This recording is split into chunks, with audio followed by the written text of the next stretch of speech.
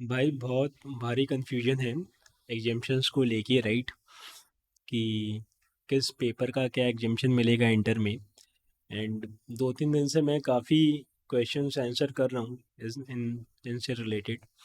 So I thought कि एक video ही बना दें जिसमें जितना भी पॉसिबल सिनारियो होता है I will cover. I am sure इसके बाद भी कुछ सिनारियो बच जाएगा जो इसमें आंसर नहीं होगा, तो that you can let me know in comment section. और उसके बाद वहाँ पे आई विल हैंडल इट, या मेरे को इंस्टा पे मैसेज कर देना। Just to let you know, institute भी 20th को एक सेशन कर रहे हैं ऑन एग्जाम्शंस को लेकर कि कैसे क्या एग्जाम्शन होगा। सो वहाँ भी I would be addressing the same thing, but still तुम लोग जिसको भी डाउट है एग्जाम्शन को लेके, या तुम्हारे जिसको भी फ्रेंड को डाउट है एग्जाम्शन को लेके, इसको देखो।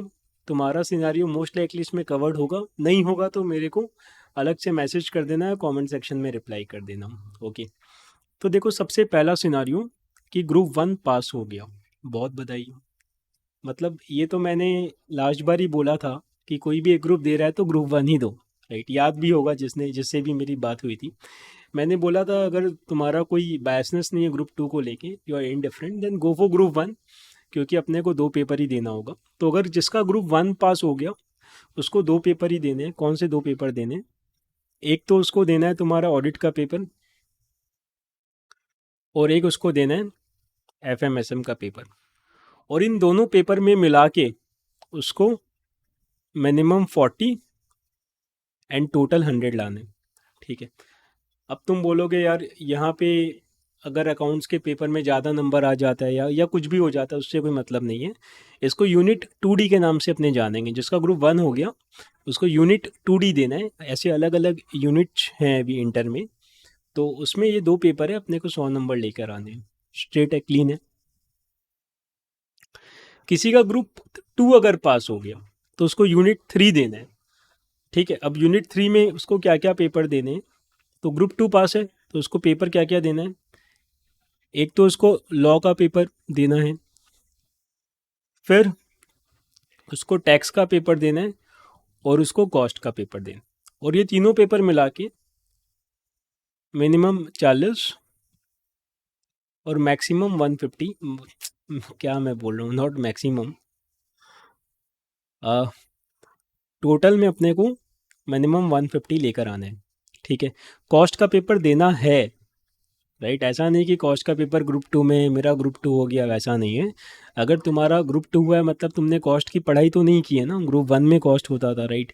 अभी ग्रुप 2 में हो गया, तो अपने को ये 3 पेपर देना है। इसका नाम है यूनिट 3, ठीक है? इसका नाम यूनिट 3 है। अभी आगे आ जाओ। तुम्हारा ग्रुप 1 पास हो गया, अच्छी बात है, और तुम्हारा ऑडिट में एग्जाम्शन है, बल्ले बल्ले, बहुत अच्छी बात है। मान लेते हैं कि तुम्हारा ऑडिट में जो है 60 आया, ठीक है? यू गॉट ऑडिट में 60। तो अभी क्या करना है? अभी तुमको यूनिट 2D देना है। एंड गेस व्हाट, तुमको FMSM वाले पेपर में कितना लाना है? तुमको FMSM वाले पेपर में 40 लाना है and you will pass.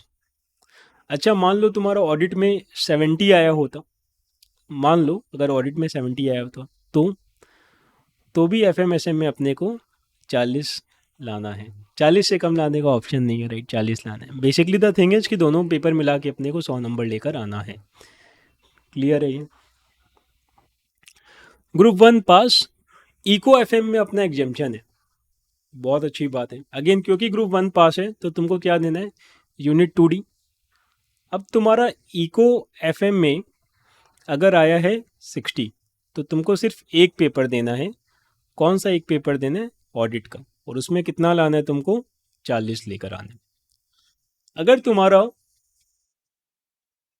Eco FM में मान लो 80 आ गया, अगर 80 आ गया तो भी तुमको एक ही पेपर देना है, विच इज ऑडिट, और उस पर 40 लेके आना है। तो बेसिकली अगेन तुमको क्या देना है?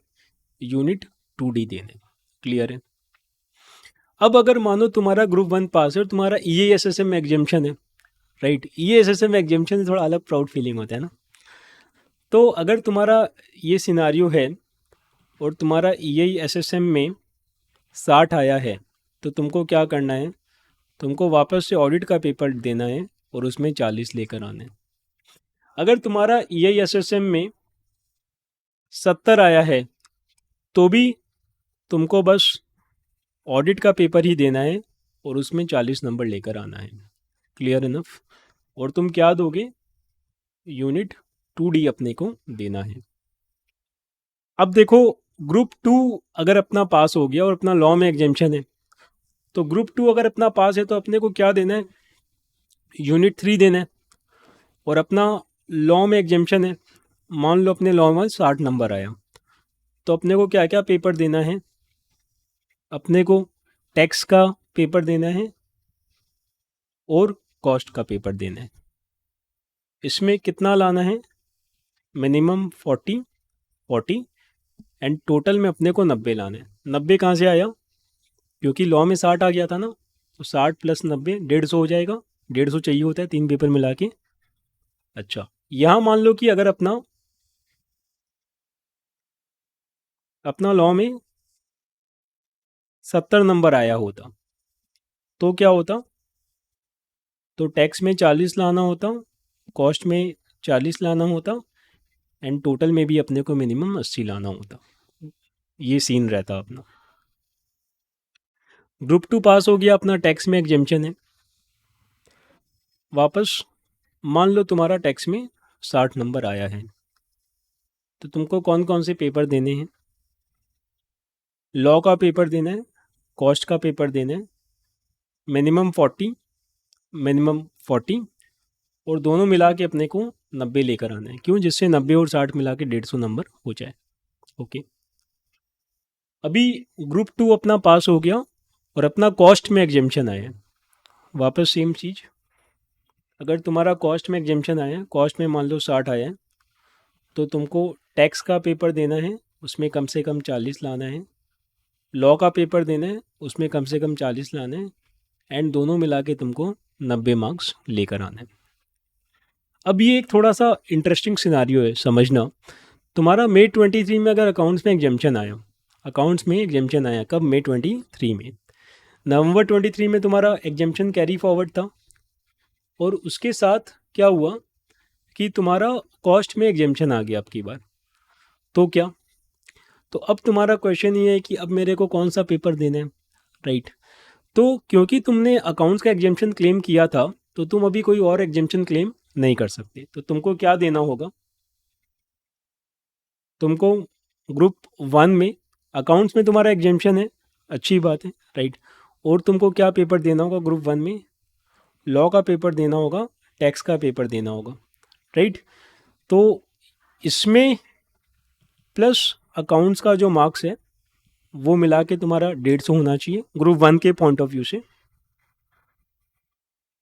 एंड ग्रुप 2 के पॉइंट ऑफ व्यू से तुमको कॉस्ट का पेपर देना है, ऑडिट का पेपर देना है और FMSM का पेपर देना है। तो ऑलरेडी अगर अपना कोई एग्जेम्पशन क्लेम किया हुआ है तो अपने नया एग्जेम्पशन वहाँ पे क्लेम नहीं कर सकते।